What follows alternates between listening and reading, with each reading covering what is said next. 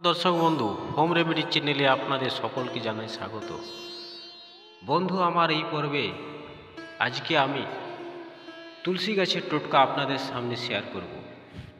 হ্যাঁ, আমরা সকলেই জানি হিন্দু ধর্ম অনুসারে তুলসী গাছ অত্যন্ত পবিত্র। আমরা প্রতিদিন তুলসী মাতাকে সন্ধ্যা আরতি করি।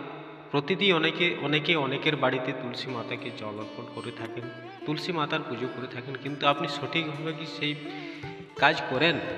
না আপনি আপনার নিজের মনোমতভাবে করেন?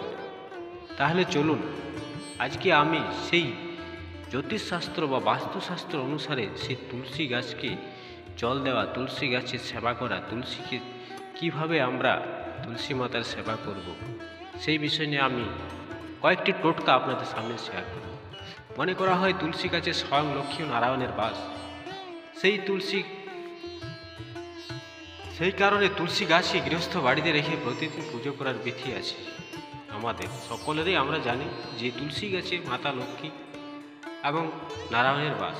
তাই আমরা প্রত্যেক বাড়িতে, গৃহস্থ বাড়িতে তুলসী গাছকে প্রতিদিন পূজা অর্চনা করে থাকি। প্রতিদিন ভক্তি ভরে তুলসী গাছের পূজা করলে ভগবান বিষ্ণু যেমন খুশি হয়, তেমনই এর ফলে তুষ্ট হয়ে আশীর্বাদ বর্ষিত করেন মা লক্ষ্মী। ধর্মীয় দিক দিয়ে তুলসী গাছের যেমন বিশেষ মাহাত্ম রয়েছে, তেমনি বৈদিক জ্যোতিষশাস্ত্র, বাস্তুশাস্ত্রে তুলসী গাছের অত্যন্ত গুরুত্বপূর্ণ। হ্যাঁ বন্ধু, জ্যোতিষশাস্ত্রে বা বাস্তুশাস্ত্রে তুলসী গাছের কয়েকটি টোটকার কথা আজকে যে আমি আপনাদের সামনে আমি শেয়ার করছি। এই টোটকাগুলো আপনারা যদি মেনে চলেন, তাহলে মা লক্ষ্মী স্বয়ং আপনার উপর সদয় এবং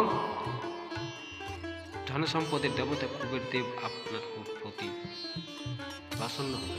মনে করা হয় জ্যোতিষশাস্ত্র, বাস্তুশাস্ত্র অনুসারে আমি যে টোটকাগুলো বলছি, এই টোটকাগুলো যদি মেনে চলেন, তাহলে কুবের দেবতা নিজের সম্পদের ভাণ্ডার খুলে দেবেন আপনার উপর। তাহলে চলুন জেনে নিন সেই গাছের কোন কোন টোটকা আপনার ভাগ্যকে অত্যন্ত কার্যকরী করে তুলতে পারে। তার আগে বলবো, আমার চ্যানেলে নতুন হয়ে থাকলে চ্যানেলটিকে সাবস্ক্রাইব করতে ভুলবেন না, পাশে থাকা বেল আইকনটিকে অতি অবশ্যই অন করে দেবেন। তুলসী গাছে প্রতিদিন জল দিলে এবং এর পূজা করলে এর ফলে বাড়ির থেকে যে নেগেটিভ এনার্জি দূরে সরে যাবে এবং সংসারের সমৃদ্ধি আসবে। এর ফলে লক্ষ্মী ও নারায়ণের আশীর্বাদ লাভ করা যায়। তুলসী গাছের পাতা ও মূল অত্যন্ত গুরুত্বপূর্ণ। তুলসী গাছের গোড়ায় স্বয়ং শালিগ্রাম শিলার বাস। এবং তুলসী গাছের গোড়ায় স্বয়ং শালিগ্রাম শিলার বাস করে। তাই তুলসী গাছের গোড়ায় প্রতিদিন জল ঢাললে অর্থভাগ্য খুলে যাবে এবং দুর্ভাগ্যকে আপনি অনায়াসে পরাজিত করতে পারবেন। তবে মনে রাখবেন, রবিবার দিন ভুলেও তুলসী গাছ স্পর্শ করবেন না। এছাড়া বুধবার ও একাদশীতেও তুলসী গাছ স্পর্শ করতে নেই। এছাড়া তুলসী তলায় প্রদীপ দেখানোর সময় ভুলেও তুলসী গাছ আপনি স্পর্শ করবেন না। বাড়ির মা বোনেরা, বাড়ির যারা তুলসী মাকে সেবা করেন, তারা ভুলেও সন্ধ্যেবেলা প্রদীপ দেওয়ার সময় তুলসী গাছ স্পর্শ করবেন না। তুলসী গাছের গোড়ায় একটি আটার প্রদীপ তৈরি করে সেই প্রদীপ জ্বালান। পরের দিন সেই আটার প্রদীপ কোনো গরুকে খাইয়ে দিন।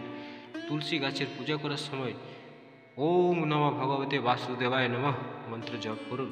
প্রতিদিন তুলসী গাছের সামনে এই মন্ত্র 108 বার জপ করুন। এর ফলে আপনার জীবনে যে কোনো সমস্যা আসুক না কেন, তার সমাধান একদম নিশ্চিন্ত, কেউ আপনাকে আটকাতে পারবে না। আপনার যতই সমস্যা বাধা আসুক, প্রতিদিন 108 বার ওম নমঃ ভগবতে বাসুদেবায় নমঃ মন্ত্র জপ করতে হবে। সংসারে শ্রীবৃদ্ধি করতে সে আটা দিয়ে তৈরি একটি প্রদীপ, তাতে ঘি ঢেলে সেই প্রদীপ সন্ধ্যাবেলা তুলসী গাছের গোড়ায় জ্বালিয়ে দিন।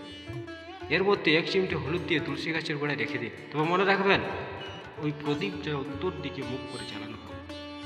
দুর্ভাগ্য যদি আপনার কিছু না ছাড়ে, তাহলে একাদশী তিথির তুলসী গাছে একটু গুড় নিবেদন করুন। এর ফলে সৌভাগ্য লক্ষ্মী আপনার প্রতি সদয় হবে।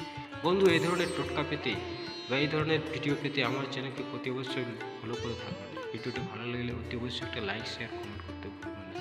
আর কমেন্ট সেকশনে জয় মা তুলসী সকলে লিখবেন। ভালো থাকবেন, ধন্যবাদ।